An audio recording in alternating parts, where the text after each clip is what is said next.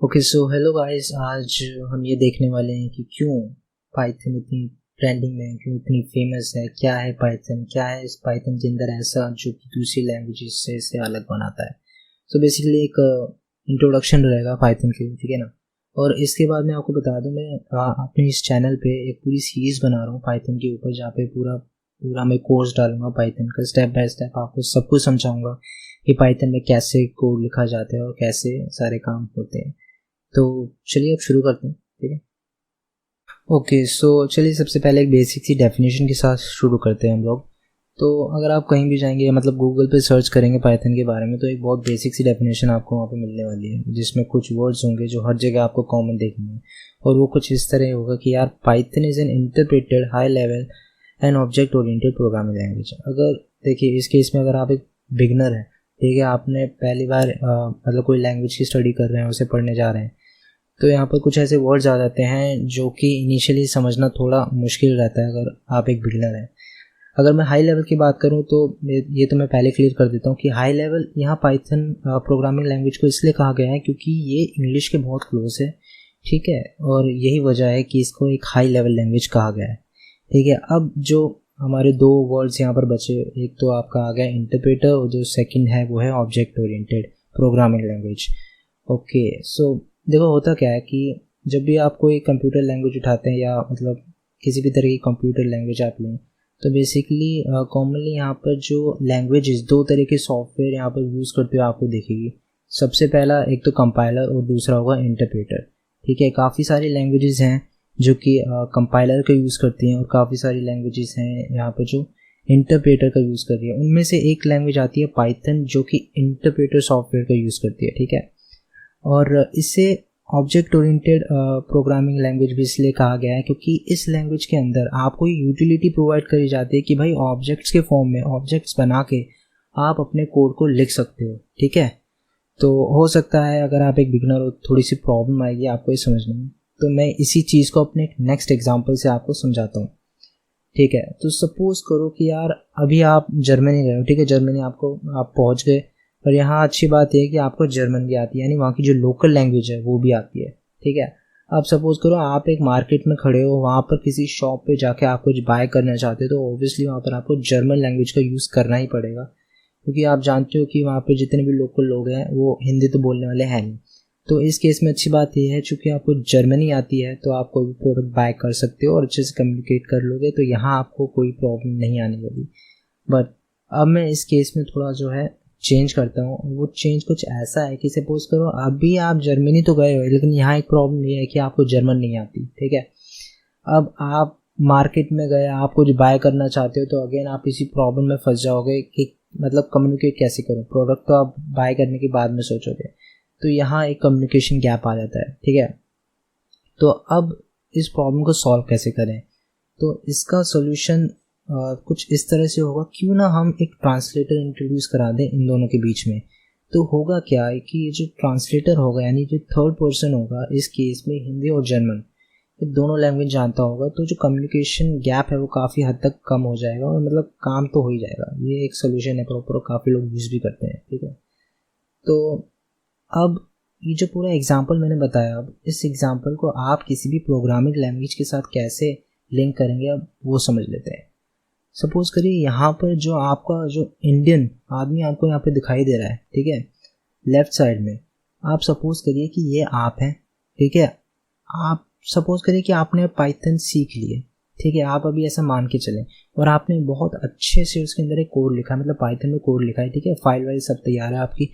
अब आपने क्या करा कि वो जो फाइल है, यानी जिसमें आपने कोड लिखा है, यानी जो आपका कोड है, आपने वो दे दिया अपने कंप्यूटर को, और जो राइट साइड में जो जर्मन आपके शॉपकीपर देख रहा है, सपोज कर लो कि वो है आपका कंप्यूटर, आपने जो कोड है वो लिखकर दे तो दिया, बट यहाँ एक प्रॉब्लम ये आ गई कि भाई जो आपका कंप्यूटर है ना, वो कभी भी डायरेक्टली लिखा हुआ कोई भी कोड नहीं समझ सकता। कंप्यूटर को सिर्फ एक ही लैंग्वेज समझ में आती है, वो है बाइनरी लैंग्वेज, यानी 0 और 1 कोड्स, यानी 0 1 के फॉर्म में ही समझ में आती है, इन्हीं कोड्स में वो ब्रेक डाउन करके समझ पाएगा। तो अब प्रॉब्लम यहाँ पर यह आ गई कि अगेन सिचुएशन यहाँ भी सेम होगी कि भाई कम्युनिकेशन गैप आ गया, आपने पाइथन लैंग्वेज का यूज़ करके कुछ लिखा, बट प्रॉब्लम यह है कि जो सामने आपका कंप्यूटर है वो तो इसे समझ नहीं पा रहा। तो इस केस में भी हमारे पास कुछ सॉफ्टवेयर होते हैं, दो तरह के सॉफ्टवेयर, जैसे मैंने आपको पहले बताया था, कंपाइलर और इंटरप्रेटर। अब पाइथन के केस में हम इंटरप्रेटर का यूज़ करते हैं ताकि जो आपने हाई लेवल में जो कोड लिखा है ना उसको लो लेवल में लाया जा सके, यानी जो आपने पाइथन में कोड लिखा है उसको उठा के कन्वर्ट करके उसको बाइनरी कोड में लाया जाए और उसको मशीन को आपको दे दिया जाए। यही काम है मोटा मोटा देखा जाए तो एक इंटरप्रेटर का। तो आई होप कि मतलब डेफिनेशन तो आपको क्लियर हो ही गई होगी कि मेरे इस एग्जांपल से कि कैसे आपको समझना है, ठीक है। तो अब आगे बढ़ते हैं। ओके, सो कंपाइलर और इंटरप्रेटर में डिफरेंस देख लेते हैं। अच्छा, अगर बेसिक से डिफरेंस की अगर आप बात करें तो कंपाइलर कैसे काम करता है। कंपाइलर करता क्या है, सपोज करिए आपने 4 लाइन का कोई भी कोड लिखा है, ठीक है, और सपोज करें कि सेकंड और थर्ड लाइन में आपने कोई एरर दे दिया, ठीक है, आपने एरर कुछ गलती कर दी जिस वजह से एरर आ रहा है। तो कंपाइलर क्या करेगा, एक ही बार में उस सेकंड और थर्ड लाइन के एरर को आपको एक लिस्ट बना के प्रॉम्प्ट कर देगा कि लो भाई ये रहे तुम्हारे एरर, पहले इसे ठीक करो तभी मैं कंपाइल करूँगा और आगे फर्दर कोड को रन कराऊंगा। बट इंटरप्रेटर में क्या होता है कि सपोज करिए आपने यहाँ भी 4 लाइन का कोई कोड लिखा, ठीक है, आपने पहली लाइन में कोई एरर नहीं करा तो इंटरप्रेटर ने उसे रीड करा, एग्जीक्यूट करा, ठीक है, आगे बढ़ गया। बट सेकंड लाइन में सपोज करिए कोई एरर आ गया, ठीक है, सेकंड लाइन में जैसे ही एरर आएगा तो इंटरप्रेटर क्या कहेगा, इंटरप्रेटर पूरी प्रोसेसिंग को रोक देगा और आपको जो सेकंड लाइन का एरर है जो उसने अभी अभी एनकाउंटर करा आपको वो पहले प्रॉम्प्ट कर देगा कि कहेगा भाई पहले सेकंड लाइन का एरर ठीक करो तभी मैं आगे बढ़ूंगा, ठीक है। अब सपोज करिए आपने सेकंड लाइन का एरर ठीक कर दिया, ठीक है, और इंटरप्रेटर क्या करेगा, दोबारा से एग्जीक्यूशन करेगा, फर्स्ट को एग्जीक्यूट करेगा, सेकंड में एरर नहीं है तो अब वो भी एग्जीक्यूट हो जाएगी। थर्ड लाइन पे आप पहुंचे, थर्ड लाइन में भी कोई एरर नहीं था तो उसे भी एग्जीक्यूट कर दिया। अब सपोज करिए फोर्थ लाइन में एरर आ गया तो इंटरप्रेटर फिर से पूरी एग्जीक्यूशन स्टॉप करके आपको फोर्थ लाइन का जो एरर होगा वो आपको प्रॉम्प्ट कर देगा। तो इंटरप्रेटर के केस में क्या होगा कि भाई जो एरर है ना वो 1 बाय 1 आए, ठीक है, ऐसे नहीं कि कंपाइलर की तरह एक लिस्ट बना के उसने एक बार में सारा थ्रो कर दिया, ठीक है। तो ये एक बेसिक से डिफरेंस है और यही वजह है कि अगर सेकंड पॉइंट पे मैंने यही लिख रखा है कि एरर फाइंडिंग की बात करें या फिर अगर डिबगिंग की बात करें तो कंपाइलर में डिबगिंग थोड़ी ज़्यादा मुश्किल पड़ जाती है क्योंकि एक ही बार में काफ़ी सारे एरर थ्रो कर देता है। बट इंटरप्रेटर में इतनी मुश्किल नहीं आती क्योंकि एक बार में ये एक एरर आपको देगा, ठीक है। और थर्ड पॉइंट पे मैंने बात कर रखी है कि यार मेमोरी वाइज कौन ज़्यादा बढ़िया है, यानी कौन ज़्यादा एफिशिएंट है। तो इंटरप्रेटर आपका मेमोरी वाइज देखा जाए तो ज़्यादा एफिशिएंट रहता है, ठीक है।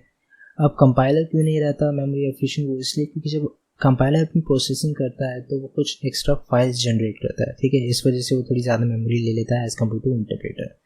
अब एग्जांपल्स की बात करें तो सी और C++ जैसी लैंग्वेजेस हैं ये कंपाइलर का यूज़ करती हैं और पाइथन एंड रूबी जैसी लैंग्वेजेस हैं इंटरप्रेटर का यहाँ पे यूज़ करती हैं। ओके, सो सबसे इम्पोर्टेंट क्वेश्चन ये आता है कि यार ठीक है पाइथन का तो यार नाम हर जगह सुनने में आता है बट क्यों, क्या है कारण जिसकी वजह से यार पाइथन इतनी फेमस हो रही है। तो सबसे पहले बात तो ये कि ये कोई कॉम्प्लेक्स इतनी है नहीं लैंग्वेज। सपोज करिए कि आप एक स्कूल के स्टूडेंट हैं, आपके पास टाइम होता नहीं है, ठीक है, आपको घर आके स्कूल का होमवर्क करना होता है, फिर आपको कोचिंग भी जाना होता है। तो इन सब शेड्यूल में अगर आप कोई लैंग्वेज सीखना चाहते हैं, आप कोई प्रोग्रामिंग लैंग्वेज सीखना चाहते हैं तो I think Python is the best क्योंकि इतना एफर्ट भी नहीं लगता उसे समझने में। और सेकंड पॉइंट में मैंने यही लिख रखा है कि यार easy to learn and understandable है, ठीक है। और थर्ड पॉइंट में मैंने ये बता रखा है कि ये जो हमारी लैंग्वेज है पाइथन लैंग्वेज, ये इंग्लिश की बहुत क्लोज है। बट अब फिर भी अगर सपोज करिए कि इन फ्यूचर आपको कोई प्रॉब्लम आ गई, कोई ऐसा एरर हो गया जो आपसे नहीं सॉल्व हो रहा, तो आप इंटरनेट पे जाएंगे, आप गूगल पे टाइप करेंगे उस एरर को तो पक्के से आपको सोल्यूशन मिल जाएगा। वो क्यों मिल जाएगा, क्योंकि देखो फोर्थ पॉइंट पे मैंने यही लिख रखा है कि पाइथन के लिए एक अच्छी खासी बहुत बड़ी कम्युनिटी है, ठीक है, जो हर समय तैयार रहती है। अगर आपको कोई प्रॉब्लम आए तो आप गूगल पे आप सर्च कर सकते हैं, आपको सोल्यूशन तो मिल ही जाएगा पक्के से, ठीक है। अब नाउ फिफ्थ पॉइंट, और फिफ्थ पॉइंट पे मैंने लिख रखा है कि यार पाइथन देखो कुछ ना बहुत फेमस बिल्डिंग लाइब्रेरीज है जो आपको प्रोवाइड करते हैं, जैसे कि साइकिट-लर्न, पांडास, नमपाई। अब ये जो फिफ्थ पॉइंट है ना, ये भी एक कारण है कि जो पाइथन है वो इतनी ट्रेंडिंग हो रखी है इस समय, ठीक है ना, क्योंकि यही लाइब्रेरीज हैं जो जैसे कि साइकिट-लर्न और पांडास, नमपाई, जो कि आगे मशीन लर्निंग और AI जैसी फील्ड्स में बहुत ज़्यादा यूज़ होती है।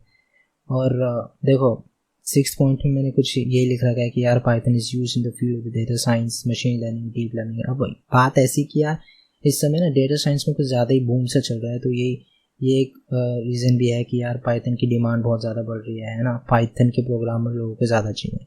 तो अब लास्ट पॉइंट में मैंने ये लिख रखा है कि यार पाइथन ठीक है ट्रेंडिंग है, बट कहाँ कहाँ यूज़ हो रही है। तो यही एग्जांपल है कि जैसे गूगल, स्पॉटिफाई, नेटफ्लिक्स और इंस्टाग्राम, ये ऐसे प्लेटफॉर्म्स हैं, और भी कई सारे प्लेटफॉर्म्स हैं जो कि पाइथन का कहीं ना कहीं यूज़ कर रहे हैं। ओके, सो गाइज आज के लिए सिर्फ इतना ही, एंड आई होप कि आपको ये वीडियो अच्छी लगी होगी और आप समझ पाएंगे कि क्या है पाइथन, ठीक है ना। और अगर आपको ये अच्छी लगी वीडियो तो प्लीज़ यार लाइक करना, शेयर करना और सब्सक्राइब तो कर ही देना, ठीक है ना। सो बाय गाइस।